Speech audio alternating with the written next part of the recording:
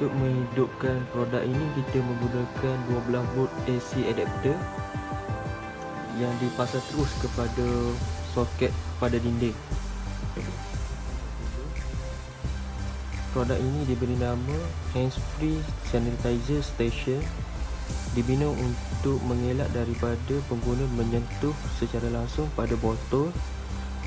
Jadi